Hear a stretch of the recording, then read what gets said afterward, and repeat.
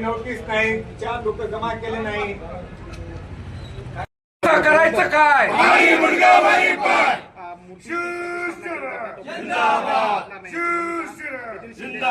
त्यांनी घेतलेली आहे. Camera person Sudarshan Patil sir. इथं थांबलेलो आहेत. आता इथं आमची मूर्ती द्या, आम्ही आमचा चबुतरा बांधतो त्या ठिकाणी ते कोणाच्या जागेवर, महानगरपालिकेच्या जागेवर ओपन स्पेस मध्ये होतं तर होतं, पण तसं बऱ्याच ठिकाणी आहे.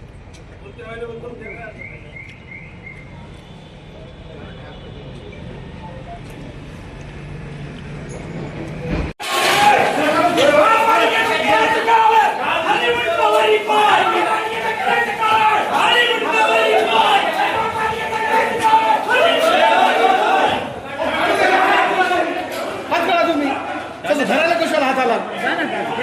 हो जाऊ दे ना, आम्हाला तोडलेलं पाहू दे ना.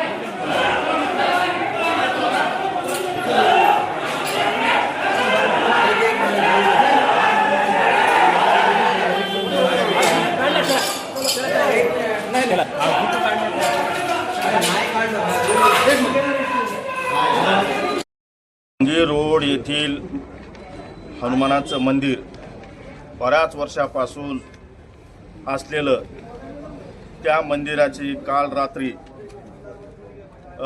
3 वाजता मूर्ती आणि मंदिर हे जमीनउद्ध्वस्त केलं आणि मूर्ती ही कचऱ्याच्या ट्रॉलीमध्ये आणून या महानगरपालिकेनं या ठिकाणी आणलेली आहे. त्या अनुषंगानं रात्री 3 वाजताचा जो प्रताप महानगरपालिकेनं केलेला आहे, त्या अनुषंगानं आज आम्ही या ठिकाणी ठिय्या आंदोलन हे करत आहोत. सर्व हिंदू धर्मीय काय तुमच्या मागण्या?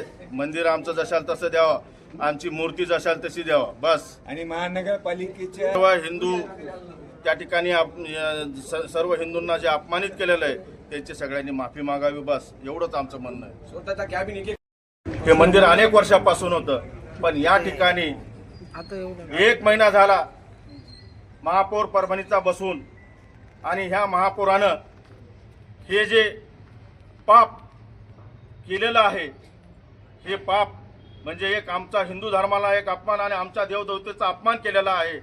त्या अनुषंगानं आम्ही या ठिकाणी बसलेलो आहोत.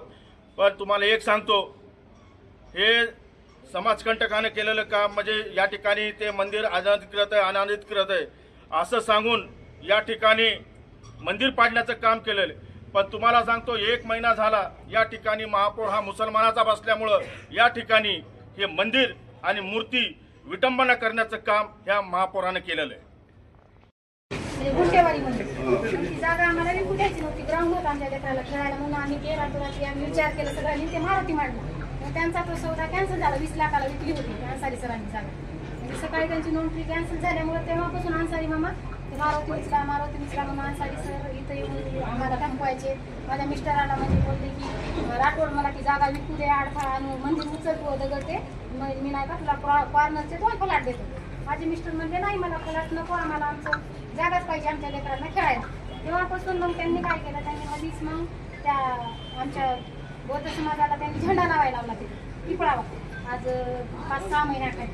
तेव्हा मी अर्ज दिला, त्यांनी भांडणं केले आमच्या सोबत मुलगीचं. मी 2 वेळाच अर्ज दिले, ह्यांनी नोटीसी काढल्या. तेव्हा पोलिसवाल्यांनी ऍक्शन घेतलं नाही. आता रात्रीच कसं काय त्यांनी मूर्ती नेली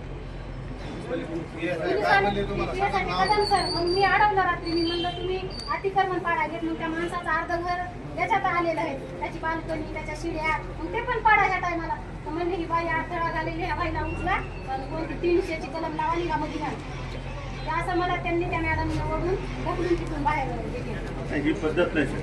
मी याच्या आधी अर्ज घेऊन पोलिसांकडे येते PI त्यांनी मला आरेरा भाषामध्येच बोलले होते तिथं त्या बिलला.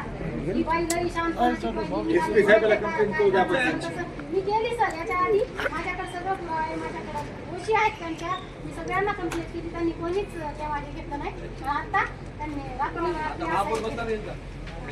आतापर्यंत गेल्या अनेक वर्षापासून हे प्रकरण होतं, पण एवढं कोणी लक्ष घातलं नव्हतं. पण आज महापौर हे बसलाय आणि ह्या महापौरानं आयुक्ताला सांगून आणि ह्या पोलीस प्रशासनाला हाताला धरून हे सगळं आपलं मंदिर पाडलं आणि आमच्या मारुतीरायाची विटंबना केली.